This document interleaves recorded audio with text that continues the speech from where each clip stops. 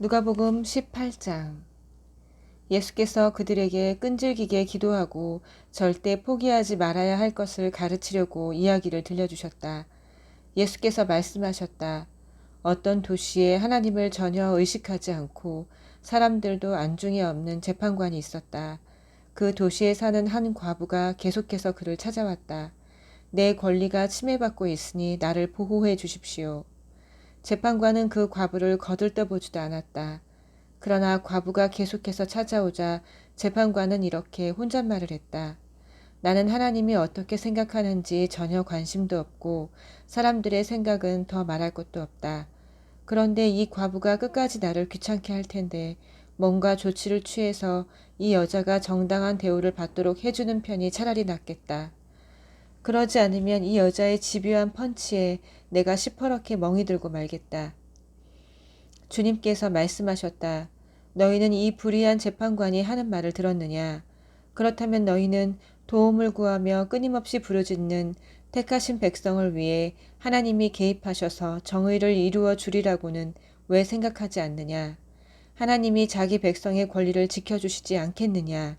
내가 보장한다. 하나님이 반드시 그렇게 해주실 것이다. 그분은 질질 끌지 않으실 것이다. 그러나 인자가 다시 올 때에 그처럼 끈질긴 믿음을 이 땅에서 얼마나 찾을 수 있겠느냐. 자신의 도덕적 행위에 흡족해하며 자만심에 빠져서 보통 사람들을 업신여기는 사람들에게 예수께서 다음 이야기를 들려주셨다. 두 사람이 기도하러 성전에 올라갔다. 한 사람은 바리새인이고 다른 한 사람은 세금 징수원이었다. 바리새인은 자세를 잡고 이렇게 기도했다. 오 하나님, 내가 다른 사람과 같지 않으니 감사합니다. 강도나 사기꾼이나 가늠하는 자나 행여 이 세금 징수원과도 같지 않으니 감사합니다. 나는 일주일에 2번 금식하고 모든 수입의 11조를 드립니다. 한편 후미진 곳에 구부정하게 웅크려서 두 손으로 얼굴을 감싸고 있던 세금 징수원은 감히 고개도 들지 못한 채 말했다. 하나님, 불쌍히 여겨주십시오. 이 죄인을 용서해 주십시오. 예수께서 설명을 덧붙이셨다. 하나님과 바른 관계가 되어 집으로 돌아간 사람은 다름 아닌 세금 징수원이다. 너희가 고개를 쳐들고 거만하게 다니면 결국 코가 납작해지고 말 것이다. 그러나 너희가 자신의 모습을 있는 그대로 인정하면 너희는 자기 자신보다 큰 존재가 될 것이다. 사람들이 예수께서 만져주시기를 바라며 그분께 아이들을 데려왔다. 제자들이 그것을 보고는 그들을 쫓아냈다. 그러자 예수께서 그들을 다시 부르셨다. 이 아이들을 그냥 두어라. 아이들과 나 사이에 끼어들지 마라. 이 아이들은 천국의 자랑이며 기쁨이다. 명심하여라. 너희가 하나님 나라를 아이처럼 단순하게 받아들이지 않으면 절대로 그 나라에 들어갈 수 없다. 하루는 한 지방 관리가 예수께 물었다. 선하신 선생님, 제가 무엇을 해야 영원한 생명에 들어갈 자격을 얻겠습니까? 예수께서 말씀하셨다. 어째서 나를 선하다고 하느냐? 오직 하나님 한 분 외에는 선하신 분이 없다. 계명에 간음하지 마라, 살인하지 마라, 도둑질하지 마라, 거짓말하지 마라, 내 부모를 공경하라 하지 않았더냐? 그가 말했다. 선생님, 제가 기억하기로는 그 계명들은 제가 다 지켰습니다. 예수께서 그 말을 들으시고 말씀하셨다. 그렇다면 남은 일은 하나뿐이다. 내가 가진 것을 다 팔아서 가난한 사람들에게 거저 주어라. 그러면 내가 하늘의 불을 갖게 될 것이다. 그런 다음 와서 나를 따라라. 그것은 그 관리가 전혀 예상치 못한 말이었다. 큰 부자인 그는 몹시 근심했다. 그는 많은 것을 움켜쥐고 있었고 그것을 놓을 마음이 없었다. 예수께서 그의 반응을 보시고 말씀하셨다. 많이 가진 사람이 하나님 나라에 들어가는 것이 얼마나 어려운지 아느냐.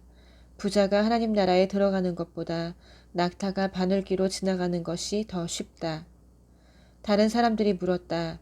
그러면 어느 누가 가망이 있겠습니까? 예수께서 말씀하셨다.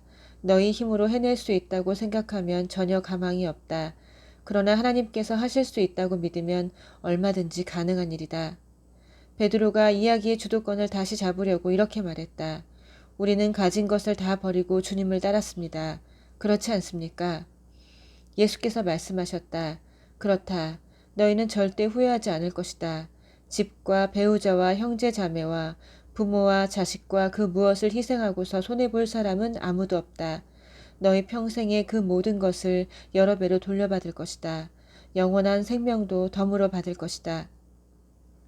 그 후에 예수께서 12제자를 따로 한쪽으로 데리고 가셔서 말씀하셨다. 잘 들어라. 우리는 지금 예루살렘으로 올라가는 길이다. 인자에 대해 예언서에 기록된 것이 모두 이루어질 것이다. 사람들이 인자를 로마 사람들에게 넘겨주어 조롱하고 놀리고 침뱉을 것이다. 그리고 인자를 고문한 뒤에 죽일 것이다. 그러나 사흘 후에 인자는 다시 살아날 것이다. 하지만 제자들은 깨닫지 못했고 예수께서 무슨 말을 하시는지 전혀 감을 잡지 못했다. 예수께서 여리고 외곽에 이르셨다. 한 눈먼 사람이 길가에 앉아서 구걸하고 있었다. 그는 무리가 술렁이는 소리를 듣고 무슨 일인지 물었다. 사람들이 그에게 말했다. 나사렛 예수께서 지나가신다. 그러자 그가 갑자기 소리쳤다. 예수여, 다윗의 자손이여, 불쌍히 여겨주십시오. 저를 불쌍히 여겨주십시오. 앞서가던 사람들이 그에게 조용히 하라고 했으나 그는 오히려 더 크게 소리쳤다. 다윗의 자손이여, 불쌍히 여겨주십시오. 저를 불쌍히 여겨주십시오. 예수께서 걸음을 멈추시고 그를 데려오라고 말씀하셨다. 그가 가까이 오자 예수께서 물으셨다. 내게 무엇을 원하느냐? 그가 말했다. 주님, 다시 보기 원합니다. 예수께서 말씀하셨다. 다시 보아라. 내 믿음이 너를 구원했고 낫게 했다. 그는 즉시 고침을 받았다. 그가 고개를 들어서 보니 앞이 보였다. 그는 하나님께 영광을 돌리며 예수를 따라갔다. 길가에 있는 사람들도 모두 합류하여 큰 소리로 하나님을 찬양했다.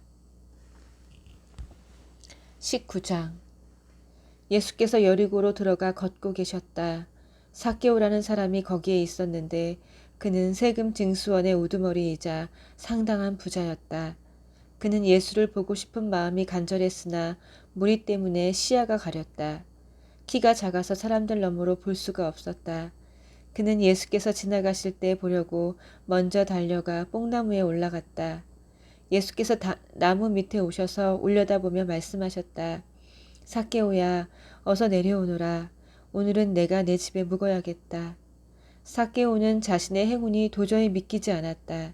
그는 나무에서 내려와 기쁜 마음으로 예수를 자기 집에 모셨다. 그 일을 본 사람들이 하나같이 분개하며 투덜거렸다. 저분이 무슨 일로 이 사기꾼 같은 사람을 가까이 하는가? 삭개오는 놀라서 그냥 그 자리에 서 있었다. 그가 더듬거리며 사죄했다. 주님, 제 수입의 절반을 가난한 사람들에게 거저주겠습니다.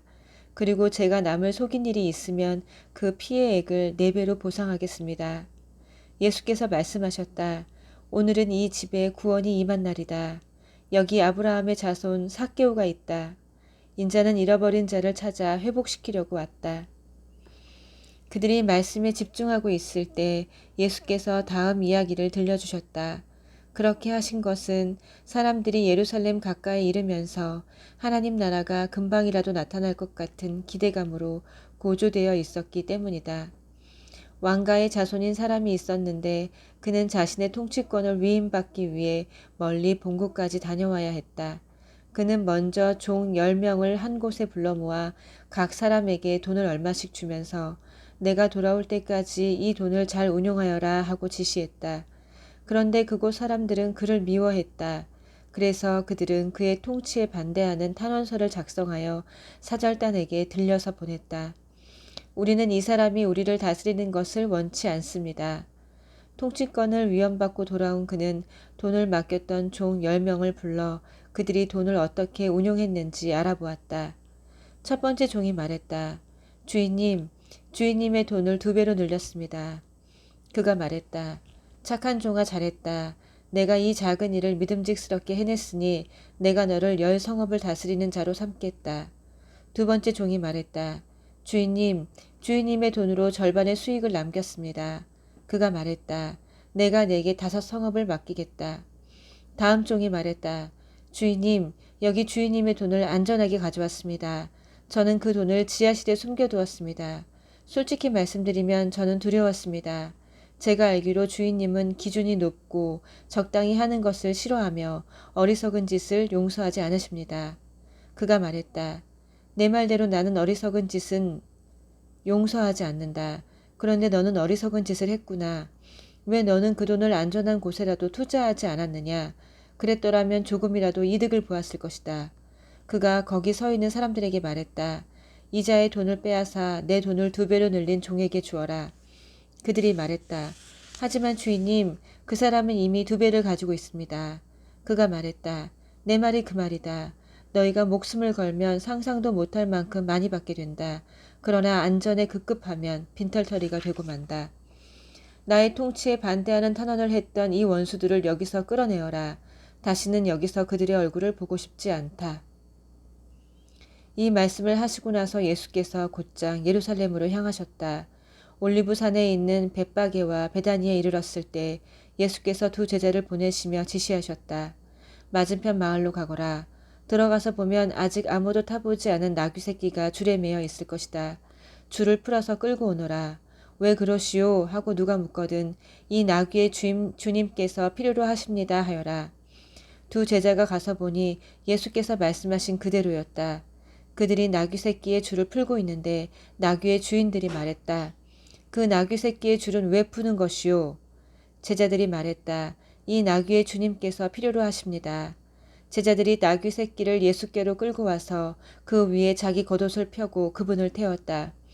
예수께서 나귀에 오르시자 사람들이 길 위에 자기 겉옷을 펼치며 그분을 대대적으로 환영했다. 올리브산이 내리막길로 접어드는 등성이에서 제자의 온 무리가 그들이 목격한 놀라운 일들로 인해 열광적으로 찬양을 터뜨렸다. 복되다 하나님의 이름으로 오시는 왕이여, 하늘에는 모든 것이 형통, 가장 높은 곳에는 영광. 무리 가운데 몇몇 바리새인들이 예수께 말했다. 선생님, 당신의 제자들을 단속하십시오. 그러자 예수께서 말씀하셨다. 이들이 잠잠하면 돌들이 대신 소리쳐 찬양할 것이다. 도시가 눈에 들어오자 예수께서 그 도시를 보고 우셨다. 내게 유익한 모든 것을 오늘 내가 알았더라면 좋았을 텐데. 그러나 이제 너무 늦었다. 앞으로 내 원수들이 포병대를 몰고 와서 너를 포위하고 사방에서 치고 들어올 것이다. 그들이 너와 내 아이들을 바닥에 메어칠 것이다. 돌 하나도 그대로 남지 않을 것이다. 이 모두가 너를 직접 찾아오신 하나님을 내가 알아보지도 않고 맞아들이지도 않았기 때문이다.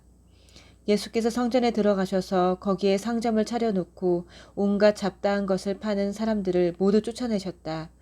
예수께서 말씀하셨다. 성경에 이렇게 기록되었다. 내 집은 기도하는 집이다. 그런데 너희는 그곳을 종교시장으로 바꾸어 놓았다. 그때부터 예수께서 날마다 성전에서 가르치셨다. 대제사장과 종교학자와 백성의 지도자들은 예수를 제거할 방법을 찾으려고 혈안이 되어 있었다. 그러나 그분의 말씀을 한마디라도 놓칠세라 경청하는 백성들 때문에 그들도 어찌할 수 없었다. 아멘.